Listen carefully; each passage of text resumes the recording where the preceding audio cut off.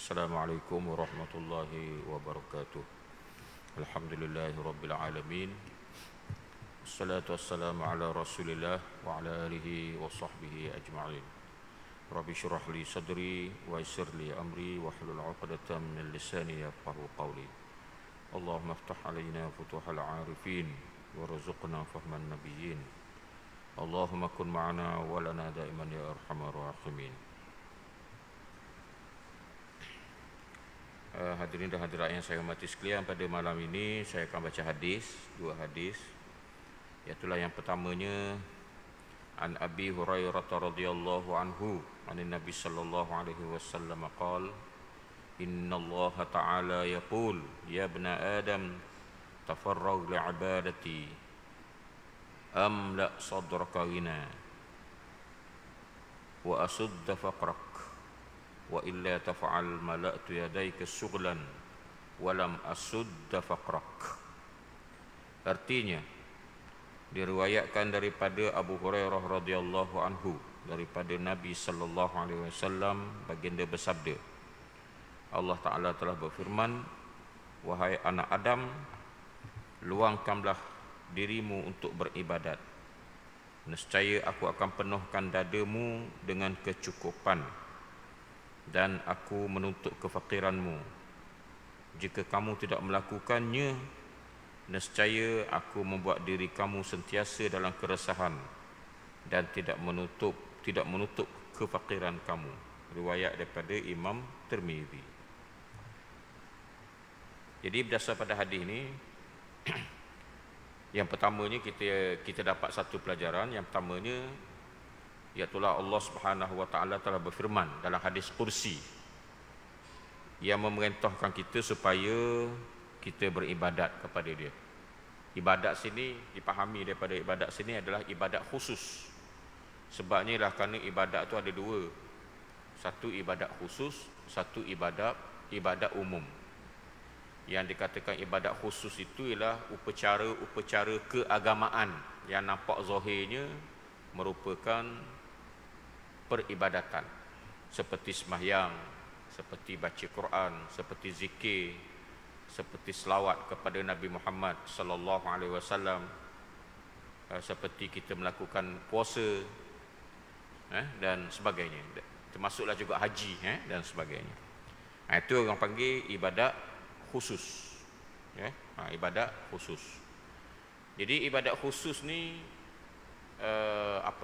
mungkinlah nak dibandingkan dengan ibadat yang kedua, mungkin lebih sedikit daripada ibadat jenis yang kedua. Ibadat jenis kedua ialah ibadat umum. Ibadat umum ni adalah semua perkara selain daripada ibadat khusus tadi termasuk dalam ibadat umum. Iaitulah segala kehidupan kita ni, segala bidang kehidupan kita. Sama ada yang kita nampak pengurusan ekonomi, pengurusan pendidikan, pengurusan pentadbiran, yang kita nampak lagi kejiranan, yang kita nampak lagi aktiviti harian kita seperti tidur, minum, makan dan sebagainya. Termasuklah juga aktiviti-aktiviti kesokanan dan sebagainya. Maka kalau kita dasarkan kepada perintah Allah, kalau kita ambil landasan dia kepada semua aktiviti yang kedua ni adalah berdasarkan kepada agama Allah, agama Islam, maka orang panggil ibadat umum. Kalau kita makan contohnya, maka kita pun teringat kepada hukum Allah tentang makan. Yang pertamanya contohnya lah, tak boleh makan benda-benda haram, tak boleh makan babi, tak boleh minum arak, tak boleh makan bangkai, tak boleh makan hasil daripada yang haram, seperti hasil daripada mencuri harta orang, merampas, merompak, penyewelengan, rasuah dan sebagainya. Sekarang ni kalau penyelewengan dan rasuah dimasuk dalam khutbah yang kedua, tiap-tiap minggu kita boleh dengar, supaya orang rasa penyelewengan dan rasuah tu macam curi lah juga. Orang jijik kepada pencuri, orang jijik kepada perompak, Maka begitulah juga sepatutnya kita kena jijik kepada orang yang memberi, orang yang mengamalkan rasuah, orang yang mengamalkan penyelewengan. Jangan kita nampak curi je jijik, tapi rasuah ni nampak biasa je lah. Tu tak boleh. Bagus sangat pihak Jabatan Agama negeri kita dia memasukkan dalam khutbah kedua tu bentuk-bentuk yang sebegini supaya orang sedar. Jangan kita nampak muka orang rasuah ni bersih je nampak. Tak ada benda haram je. Hakikatnya dia makan rasuah, dia menyeleweng dan sebagainya. Maka hak ni saya nak katakan bahawa sumbernya adalah haram. Bila sumber haram, maka makanan kita adalah haram. Maka bila makanan kita adalah haram, maka dia tidak menepati hukum syarak. Bila tidak menepati hukum syarak, maka makan kita tadi tak jadi ibadah. Tak jadi ibadah umum. Dia tak jadi ibadah umum. Kalau saya sebutkan tadi. Begitulah.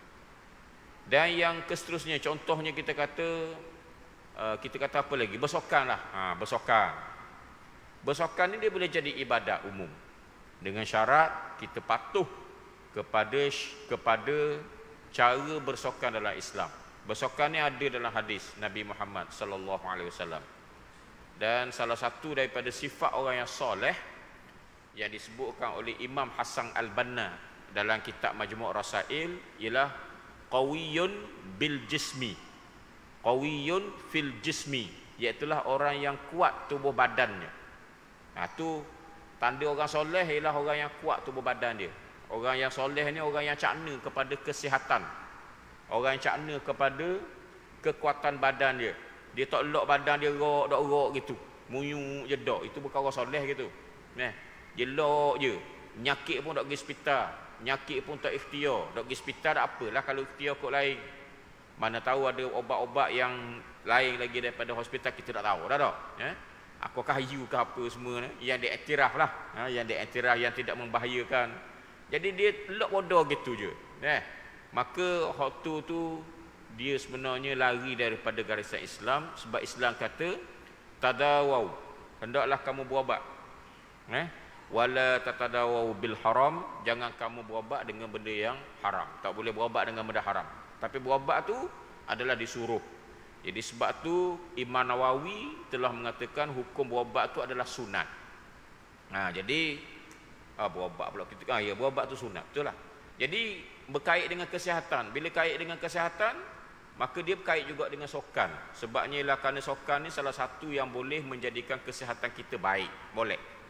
Jadi kita pun bersokan. Maka bersokan adalah syarat-syarat dia untuk kita kata bahawa sokan itu tidak dikatakan sebagai ibadat umum. Contohnya ialah menutup aurat. Menutup aurat. Contohnya kalau orang puang, aurat dia kena tutup lah. Semua badan dia adalah aurat kecuali muka dan juga pergelangan tangan. Tu tak apalah. Jadi dia boleh lah nak bersokan, tak ada masalah. Sesuai dengan keadaan tu, sesuai dengan tempat tu, tak ada masalah. Sama-sama ganda-ganda puang. Dia pakak sejabat umpamanya. Hari ni minggu depan ni, esok lah hari Sabtu kita jogging sekali umpamanya di Bukit Besar. Cara yang betul. Tutup aurat molek. Tidak buat satu benda-benda yang tidak senonoh dan sebagainya. Maka itu termasuk dalam ibadat umum. Sebab dia boleh menyebabkan kita sihat dan perbuatan kita tadi tidak bercanggah dengan agama Allah. Seperti contohnya lah tutup aurat. Begitu juga dengan bagi lelaki. Orang lelaki gitu juga, dia kena tutup aurat apabila bersokan. Cuma orang lelaki ni dia lebih luas lagi perbincangan oleh para ulama Islam. Contohnya kalau kita tengok dalam beberapa mazhab yang lain daripada mazhab Syafi'i, mengatakan peha tidak aurat. Peha tidak aurat. Peha orang lelaki lah tidak aurat. Mazhab Syafi'i mengatakan peha aurat. Sebabnya ialah kerana Rasulullah sallallahu alaihi wasallam dia pernah tengok seorang sahabat tidur dalam keadaan peha yang terbuka. Tak sedar dah orang tidur dah. Maka Nabi sallallahu alaihi wasallam selepas tu berpesan. Dia kata, "Watta aurak fa inna aurak waqta fakhidak fa inna fakhidai al aurah," kata Nabi. Hendaklah kamu tutup peha kamu, kerana dua peha itu adalah aurah. Fa innal fakhdaini aurah, kerana dua peha itu adalah aurah. Jadi tengok pada hadis itu, maka mazhab Syafi'i mengatakan peha itu adalah aurat. Begitulah keadaannya yang kita amalkan di Malaysia. Tetapi di sana kerana ada lagi hadis-hadis lain yang mengatakan, hadis-hadis lain yang menunjukkan bahawa bahagian peha itu tidak aurat, maka ada ulama seperti yang disebutkan dalam kitab fiqh al-fiqh islami wa adillatuhu, Syekh Wahbah Zahili mengatakan bahawa ada pandangan mengatakan tidak aurat. Jadi dalam masalah orang lelaki ni dia lebih terbuka. Jadi kita tengok keadaan lah.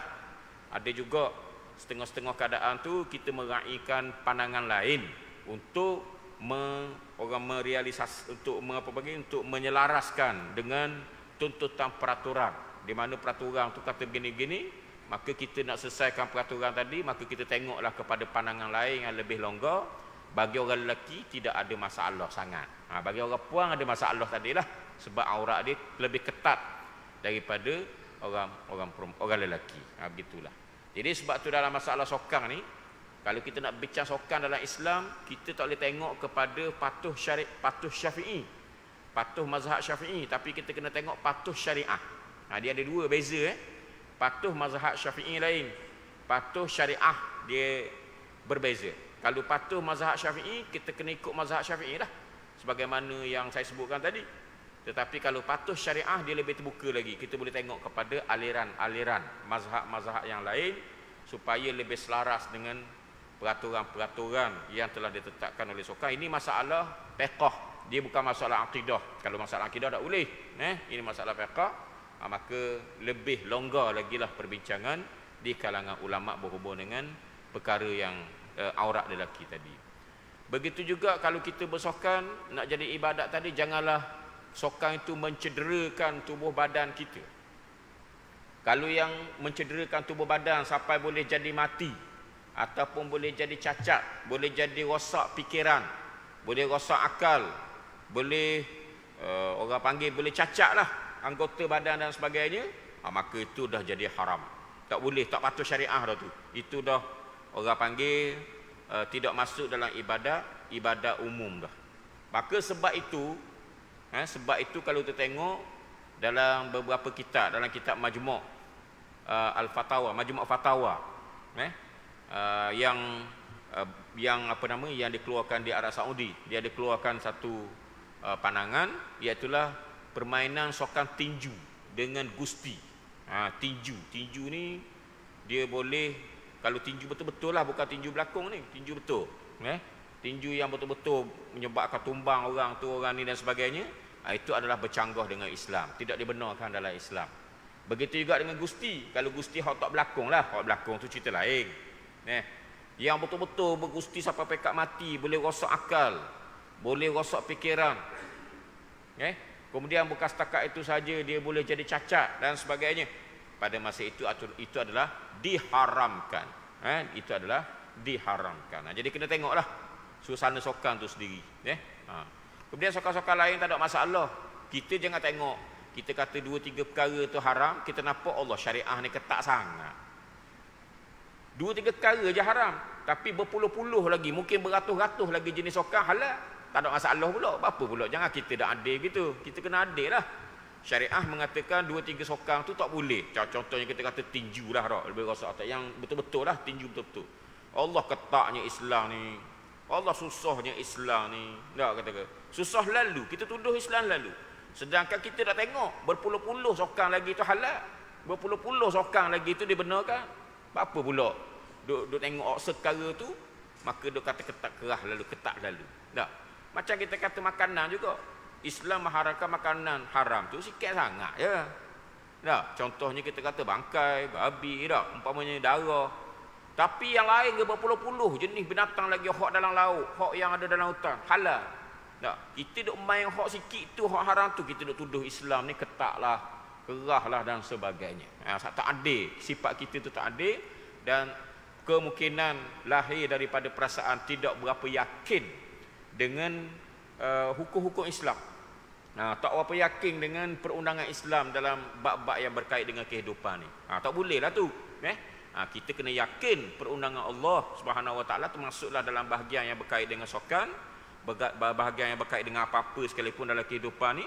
Sebabnya lah kerana Allah Taala menciptakan kita, maka Allah Taala lah yang tahu apa yang terbaik untuk kita, hukum yang terbaik untuk kita, undang-undang yang terbaik untuk kita, perundangan yang terbaik untuk kita, mana yang halal, mana yang haram, yang terdapat dalam Quran, dalam hadis, itu yang terbaik. Yang terbaik. Sikit sangat yang haram tu, yang halal yang banyaknya. Dah. Macam kita katalah air, minum air, arak je haramnya. Orang lain halal belaka, nak minum air teh boleh, kopi boleh, macam-macam air lah ni dah.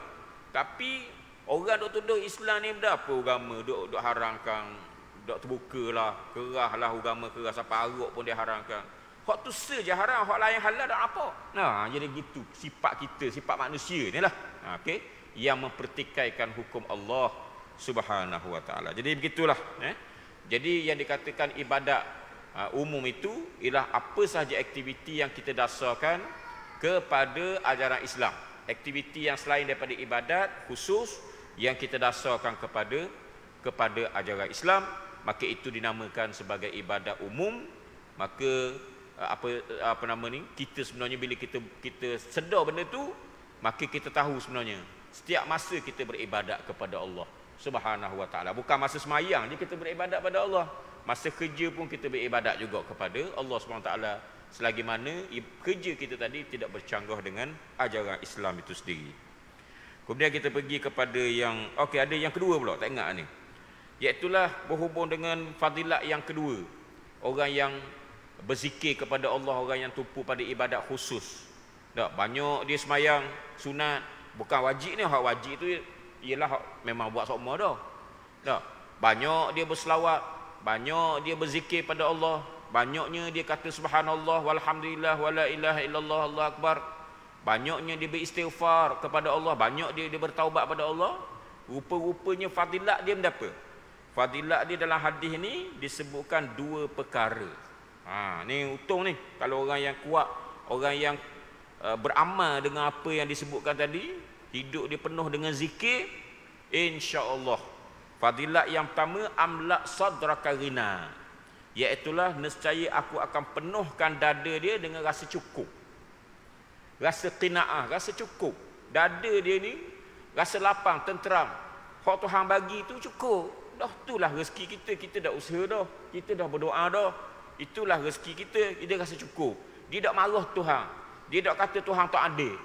Dia tak kata gitu. Dia rasa dalam hati dia cukup dah. Molek lah. Tuhan takdir tu molek belaka. Cuma masalah kita nak lebih lagi, kita doa lagi, kita usaha lagi. Hak Tuhan beri tu, hak itulah yang apa nama kita terima dengan redha, dengan qada, redha pada qada dan qadarnya. Itu nombor satu. Yang keduanya wa asudda faqrak. Orang yang berzikir pada Allah ni, insya-Allah dia akan akan tutup kefakiran. InsyaAllah dia tak jatuh fakir, insyaAllah. Tak akan jatuh kepada kefakiran, insyaAllah. Begitulah fadilat. Jadi lepas pada ni buat jadual balik. Ada masa kita baca Quran, ada masa kita berzikir, ada masa kita berselawat, ada masa kita beristighfar. Bukanlah makan masa banyak sangat, bukan ganggu kerja kita orang lain pun. Orang nak pergi kebun, tak ganggu kebun pun. Berkebun dia tu, orang nak pergi kerja kerajaan, pergi pejabat, tak ganggu apa pun. Dia berzikir sambil-sambil. Ada masa-masa yang tertentu dia khususkan, dia buat slot tertentu untuk kehidupan zikir dia tadi. Contohnya sebelum daripada maghrib dia pergi awal ke masjid, duduk dalam 20 minit, dia boleh berzikir, berselawat, baca Quran dan sebagainya. Begitu juga dengan pagi, waktu subuh, setelah semayang subuh, kalau ikut sunnah Nabi-nya, Nabi tak balik lalu. Nabi duduk dekat mihrab dulu, berzikir sehinggalah cerah. Sehingga dah cerah. Begitulah. Pas pada tu barulah Nabi balik setelah mengerjakan sembahyang sunat 2 rakaat. Maka ulama mengatakan sembahyang sunat 2 rakaat yang di waktu pagi tu, setelah Nabi berzikir tu dinamakan sebagai sembahyang isyraq. Sembahyang isyraq. Jadi kita buat, insya-Allah kita akan rasa qanaah. Kita akan rasa qanaah, maksudnya kita rasa cukup, kita rasa redha kepada pemberian Allah. Itu yang pertama. Yang keduanya, insya-Allah Tuhan akan tutup kefakiran kita, maksudnya tak akan berlaku kepada kita kefakiran. Okey. Ada orang kata tak berlaku kefakiran, tapi tak kaya. Jangan kata gitu pula. kaya lain, tok fakir lain. Dah. Dok fakir, dok miskin, tapi tak semestinya kaya. Kaya maksudnya ada rumah besar, kebun besar, gaji besar, tak semesti gitu. Yang tidak jatuh miskin ni maksudnya dia cukuplah gaji yang dia dapat tu, cukuplah pendapatan yang dia dapat tadi, dan dia boleh tanggung anak bini dia, tak ada masalah apa-apa. Ada juga dia sedekah sikit-sikit, ada juga dia beri sumbangan kepada tabung-tabung yang tertentu daripada gaji dia, tak ada masalah. Itu yang dikatakan tutup kemiskinan. Tak semestinya kaya. Dah saya berzikir banyak dah, tak kaya-kaya pun. Tu kaya lain. Kaya tu bab lain pula. Dah tu mintalah dengan Tuhan, usaha banyak lagi, insya-Allah Tuhan bagi kalau dengan kehendak Allah Subhanahu wa taala. Kemudian kalau sekiranya tidak berzikir, maka kita akan dapat masalah sikit. Disebut dalam hadis ni. Yang pertamanya kita akan dapat malak tu yadaika syughlan. Dia akan rasa keluh kesah. Kita hari ni banyak tak, kita rasa keluh kesah je diri kita ni. Rasa tak seronok hidup. Sebab apa tu? Mungkin sebab kita tak selawat lah tu. Selawat kepada Nabi. Ambil lah masa petang 100 kali, pagi 100 kali tak, masa-masa tertentu. Ini kalau macam ini hari Jumaat, banyak kan zikir. Sebab hari Jumaat ni adalah hari kalau kita berselawat kepada Nabi, terus selawat itu sampai kepada Nabi tanpa perantaraan. Itu kelebihan hari Jumaat, selawat kepada Nabi pada hari Jumaat. Jadi kita banyakkan selawat, insya-Allah. Kalau kita rasa keluh kesah hidup kita tu, makna dia kita tu kurang berzikir pada Allah, kurang beribadat kepada Allah, kurang berselawat kepada Nabi Muhammad sallallahu alaihi wasallam. Itu tanda dia. Ada orang kata pula, kenapa dia kata saya zikir dah, banyak dah. Tak yakat nak dah, dia kata. Pagi-pagi duk baca maksurah. Kemudian tengah-tengah hari pun baca juga. Ada lepas mayang orang lain balik, hamba dah balik lagi, berzikir dulu dan sebagainya. Baguslah, tahniah lah tu, bagus. Teruskan, istiqamahkan. Dah apa pula hamba ni dah hilang juga rasa keluh kesah dalam hati. Ada dua kemungkinan. Yang pertama, niat tu ikhlas ke tak? Niat kita berzikir tu ikhlas ke tak? Walaupun kita seorang, tapi kadang-kadang kita berzikir tadi niat tak berapa ikhlas. Niat kita nak dapat benda, bukan niat kita nak membesarkan Allah. Dia tak boleh gitu. Fadilah kalau kita berzikir, insya-Allah kita dapat begini. Bukan makna kita niat benda tu. Kita niat kerana Allah. Kita sebut subhanallah, alhamdulillah sampai habis tu kerana Allah. Cuma kita mohon supaya hak Tuhan offer kat kita kelebihan tu dapat. Gitu. Jadi kemungkinan kita berzikir tu mula-mula sekali tak ada niat Tuhan dah, tak ada niat ke Tuhan langsung. Kita niat nak boleh benda hak tu lalu. Macam kita kata kita puasa lah. Orang puasa ni fadilat dia sumu tasihhu. Kamu berpuasa, kamu akan jadi sihat. Tiba-tiba dia pergi niat puasa tu memang kerana nak sihat. Kerana nak sihat je. Tak terlupa dah kerana Allah tu. Tak jadilah. Tak jadilah gitu. Kita berpuasa kerana Allah, tapi dalam masa yang sama kita berdoa supaya fadilat yang Tuhan offer kepada kita apabila kita berpuasa, di antaranya beri kesihatan yang baik, mudah-mudahan Tuhan beri juga hak tu. Tu tak apa, hak tak ada masalah. Ni kadang-kadang kita terus ni bapa puasa memang aku nak sihat. Dia dak Allah. Dak dia kata dia. Allah lelah mo dak dia kata dia. Bila perut kosong ni kuranglah sikit sakit dari lelah dan sebagainya. Begitu. Jadi niat kerana Allah tu tak ada. Niat kerana nak dapat fadilat lalu. Tak kata dia. Tu salah. Mungkin hak itulah orang setengah-setengah orang berzikir kepada Allah, tapi jiwa dia masih resah juga.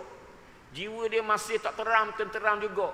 Jiwa dia masih lagi kelang kabut juga. Sekabut je. Tak tengok muka tahu dah. Kerut je kedai tu umpamanya. Sebab apa? Sebab dia susah hati. Sedangkan dia berselawat membang dah. Kita kata sampai 2000 kali dah berselawat. Tapi guana. Mungkin masalah niat. Niat tu biar kerana Allah. Dah niat kerana Allah ni contohnya kita kata kita berselawat tu niat guana. Allah Ta'ala suruh. Kita tunaikan. Kita niat. Allah Ta'ala suruh dalam Quran kata, ya ayyuhalladzina amanu sallu alaihi wasallimu taslima. Wahai orang-orang yang beriman, hendaklah kamu berselawat kepada Nabi dan ucap salamlah kepada Nabi. Maka kita pun niat, aku nak junjung perintah Allah ni. Tu kerana Allah dah tu. Aku nak junjung perintah Allah yang suruh berselawat kepada Nabi ni. Niat gitu. Tu kerana Allah dah tu. Bagus. Tu cara itulah kita katanya. Itulah cara dia kita niat kerana Allah. Saya berzikir ni nak mendekatkan diri kepada Allah, nak cari keredaan Allah. Itu kerana Allah tu. Tetapi dalam masa yang sama berdoa supaya segala offer yang ditawarkan oleh Allah dalam hadis-hadis itu, dalam hadis-hadis ataupun dalam Quran, dalam hadis, dapat juga pada diri kita dah. Berdoa begitu. Yang keduanya, iaitulah sebab apa yang orang tu dia berselawat molek dah, berzikir molek dah, tapi dia ni tetap juga dalam keresahan. Sebab yang keduanya ialah kerana mungkin lafaz tu tak berapa betul. Lafaz tu dia duk main selawat kepada Nabi Allah Muhammad bolong. Dah. Tak betul rupa-rupanya. Makhraj tu tak betul. Walaupun selawat, walaupun zikir, dia kena betul juga. Takut berubah makna. Duk main Allah gitu je. Muhammad tak apa putih umpamanya dah. Allahumma salli ala gitu. Alih gitu. Kita kena sebut betul-betul. Allahumma salli ala sayyidina Muhammad wa ala ali sayyidina Muhammad. Contohnya lah. Gitu. Kita sebut kena putih molek tu. Subhanallah walhamdulillah wa la ilaha illallah Allahu akbar. Bukan laju doa sampai subhanallah Allahu akbar. Main gitu je. Kalau hak tu zikir gitu memanglah Tuhan nak terima guananya. Sebabnya ialah bukan zikir orang panggil, kenapa orang panggil dah. Tu bukan zikir dah dia panggil tak jelas. Makhraj tak ada. Subhanallah yang mula-mula. Subhanallah alhamdulillah Allahu akbar. Tu je. Tak boleh lah. Kita kena betul sebutan tu biar betul. Mungkin kita berzikir banyak tapi salah sebutan, boleh berubah makna, ataupun salah sebutan tadi kerana bolok tadi, hakikatnya kita tak berzikir lah. Bila tak berzikir tu yang jadi resah juga. Tu pun yang jadi resah juga dalam jiwa kita tu tak. Itu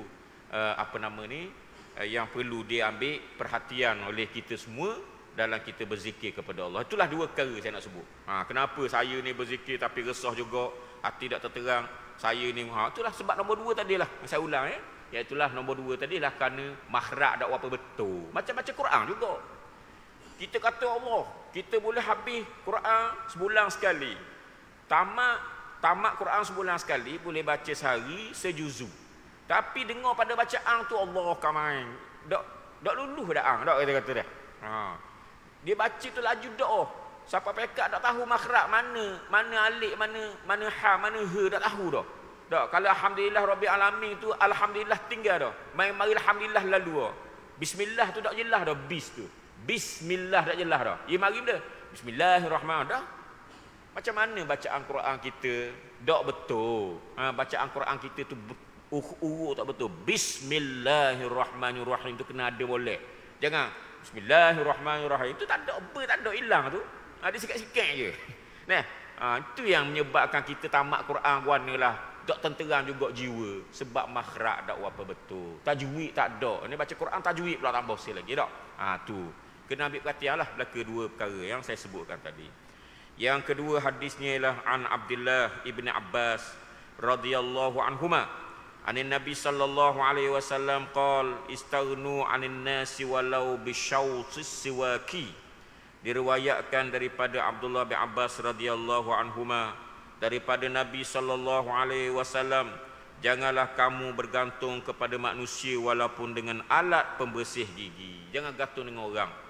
Sebab itulah seorang ulama nama Imam Nawawi disebut dalam satu kitab dia, nama kitab tu Bustanul Arifin. Ketika Imam Nawawi tafsirkan apa makna Rabbana atina fid dunya hasanah. Wahai Tuhan kami, berikanlah kepada kami kebaikan di dunia. Wa fil akhirati hasanah, dan di akhirat. Wa qina azabannar, dan jauhkanlah diri kami daripada api neraka. Kita tahu dah kebaikan di akhirat tu insya-Allah orang panggil syurga. Orang panggil senang di padang mahsyar. Senang Tuhan menghisapkan kita. Senang kita bertitian di titiang, orang panggil titiang sirat. Titiang tu. Senang kita ditimbangkan amalan pada satu benda, satu timbangan yang dipanggil sebagai al-mizan. Kita tahu dah di akhirat tu. Dan kita tahu dah apabila kita dijauhkan daripada api neraka, wa qina azabannar, maksudnya kita masuk syurga insya-Allah. Tetapi apa yang dimaksudkan kebaikan di dunia? Maka Imam Nawawi pun sebutlah 5 perkara. Saya tak mau sebutlah 5 perkara, jadi panjang dah pembahasan dia. Saya nak sebut salah satu daripada 5 perkara tersebut yang dikatakan kebaikan di dunia itu ialah al-ghina 'anil nas. Kita ni tak gantung dengan orang. Nah, kita tak gantung dengan orang. Itu makna dia kebaikan di dunia. Kita tak gantung kepada orang, kita berdikari dalam buat sesuatu perkara. Tu. Bukan setakat kita je lah. Kalau boleh kita besarkan lagi. Tak, masyarakat kita tak gantung dengan orang. Masyarakat pula tak gantung dengan orang dalam kehidupan ni. Kita besarkan lagi. Negeri kita tak gantung pada orang dalam mengejar kemajuan ataupun dalam pentadbiran. Negara kita tidak bergantung kepada orang, tak bergantung kepada Amerika, tak bergantung kepada negara-negara luar, tak bergantung kepada kuasa besar dunia untuk orang panggil apa ni? Untuk mentadbir negeri kita sendiri ataupun negara kita sendiri. Atau orang panggil Rabbana atina fid dunya hasanah, mengikut satu tafsiran. Dia banyak tafsiran tu. Salah satu, saya kata salah satu. Kalau ada mari ustaz lain di tafsir lain tu betul juga. Ini saya ambil salah satu daripada makna Rabbana atina fid dunya hasanah. Kita tak gantung dengan orang. Secara peribadi kita tak gantung dengan orang, secara keluarga pun kita tak gantung dengan orang. Kita dah ada anak bini lagi, gantung lagi dengan orang. Kalau orang tak beri batuan kau, jawab dia kau. Tak makanlah kita dah. Begitu juga negara kita, negeri kita tak gantung dengan orang. Kalau Amerika tak tolong kita kau, habislah. Tak. Macam negeri-negeri Arab, setengah-setengah negeri Arab macam Mesir dululah, duk bergantung pada Amerika dah umpamanya. Dah banyaklah panjang kisah dia dah. Hasil daripada penjanjian Camp David itu bergantung pada mereka dan sebagainya. Jadi tak ada berdikari sendiri, maka kita tak dapat hasanah tu. Itu yang dikatakan Rabbana atina fid dunya hasanah. Ya Allah, ya Tuhan kami, berikanlah kepada kami kebaikan di dunia. Salah satu maksudnya lah kita tak bergantung dengan orang. Maka sebab itulah saudara-saudari, maka marilah kita ikut sunnah Nabi-Nabi. Bukan sunnah Nabi je, sunnah Nabi-Nabi, iaitulah bekerja. Jangan kita bergantung dengan orang. Sikit-sikit nak minta batuan, sikit-sikit dah. Kalau boleh kerja lagi. Kalau dah boleh ke, barulah kita buat apa yang sepatutnya. Dah boleh juga. Kalau dah boleh juga, kerja dah, tapi miskin semacam, anak di rumah kelaparan, dah umpamanya, maka pada masa itu bolehlah kita bergantung dengan orang. Bolehlah kita minta zakat. Contohnya. Sebab salah satu daripada asnaf zakat itu ialah orang fakir dan orang miskin. Bolehlah kita minta. Ataupun kita malu nak minta, kita minta lah siapa-siapa tolong. Ni tak malu dah tak, kita kata isi borang orang lain gitu, jadi orang tak sedar dah. Umpamanya dah, sedar boleh mitih je dah umpamanya. Maka tu tak apalah, dah usaha dah. Tapi kita kena usaha dulu. Begitu juga kalau boleh. Kita sebagai ibu bapa ni, janganlah terlalu mengharapkan bantuan daripada anak-anak. Tapi tanggungjawab anak-anak, dia tolong ibu bapa, itu tanggungjawab dia. Tapi kita jangan gantung, dalam hati kita jangan gantung sangat. Kalau boleh aku nak berdikari lagi. Sebab itulah kita ni, masa orang tengah gagah ada gaji ni, kita buatlah satu benda yang menyebabkan kita ada pembiayaan di masa tua. Contohnya, hak kerajaan buat tu ialah molek dah. Orang panggil KWSP. Kita sendiri ni, kita melaburlah di tempat-tempat yang sesuai. Melabur dalam amanah saham ke apa mana-mana. Tak? Bila dah kita ada simpanan, bila dah kita peceng, bila kita dah terdesak, kita ada simpanan kita tadi. Simpanan kita tu pula berwawasan lah. Baguslah. Cara simpanan tadi, kita simpan dalam bentuk pelaburan. Contohnya kita kata pelaburan ASB. Amanah saham nasional, amanah saham orang panggil Bumi Putra, amanah saham wawasan. Tak? Jangan bimbanglah saudara benda tu, sebab ada fatwa dah kata boleh. Jangan bimbang. Kalau di Terengganu ni, masa saya kerja dulu, kita dengar sendiri daripada orang, daripada PIB dah, macam mana sebenarnya bentuk pelaburan. Dia punya orang panggil apa, panel syariah dia. Kita panggil panel syariah, kita minta tolong terang pada kita. Bukan kita panggil kita ada kuasa dak minta tolong lah. Mari gak terang kita di Terengganu ni, kita nak dengar gak mendapat ASB, mendapat ASM, macam mana pelaburan tu, macam mana bentuk perniagaan. Dia mari, dia bawa dia doktor dia tu. Dia mari beberapa orang pakar dia tu. Yang jadi panel syariah. Dia terang pada kita. Akhirnya kita buat keputusan. Fatwa Negeri Terengganu mengatakan bahawa harus halal dan harus. Fatwa Negeri Terengganu mengatakan harus. Jadi kita jangan bimbanglah benda tu. Kita bukan saya nak suruh ikut betul-betul lidak. Kalau kita nak minta penerangan secara detail, kita pergilah pejabat agama ke, pejabat mufti ke, tanya pegawai-pegawai tu sebenarnya apa hujah-hujah tu. Saya takkanlah nak cerita sini dah. Macam mana Hujung-hujung panjang pula ceritanya. Saya nak katakan bahawa dah ada diputuskan benda tu, maka kita gunakan kesempatan tu, kita melaburlah banyak-banyak. Hak yang kita ada duit lebih-lebih hak bulan-bulan tu 100 ke 200 bulan dan sebagainya. Insya-Allah kalau kita buat gitu, kita ada pembiayaan di hari tua. Dah kita tua dah, apa kau tua lagi hari pembiayaan kau tua.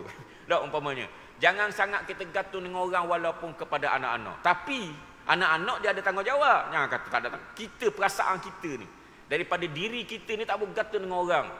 Begitu walaupun pada anak-anak. Tapi anak-anak dia ada tanggungjawab, tu cerita lain. Tu cerita lain lah. Jadi kalau gitu keadaannya, insya-Allah kalau kita ada sakit demam, kita ada duit. Kita ada duit, kita melabur sini, masya-Allah boleh juga. Kita kata dalam setahun tu mungkin 2,000 ke 3,000 ke. Dah tengok atas pelaburan dah. Dah banyak dah. Kalau daripada muda kita letak 100 dah umpamanya, banyak dah tu learning. Selain daripada kita ada peceng ataupun mungkin ada KDB SP dan sebagainya. Jadi kita ada pembiayaan, itu yang saya maksudkan. Jangan kita derah dengan hukum.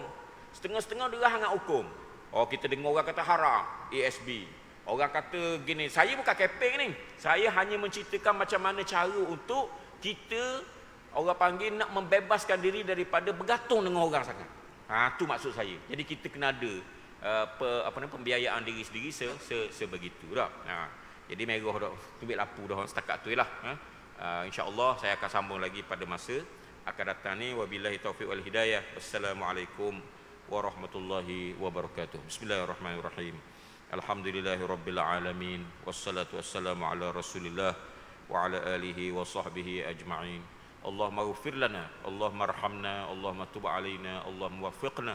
Allahumma rabbana atina min ladunka rahmah wa hayyi lana min amrina rasyada.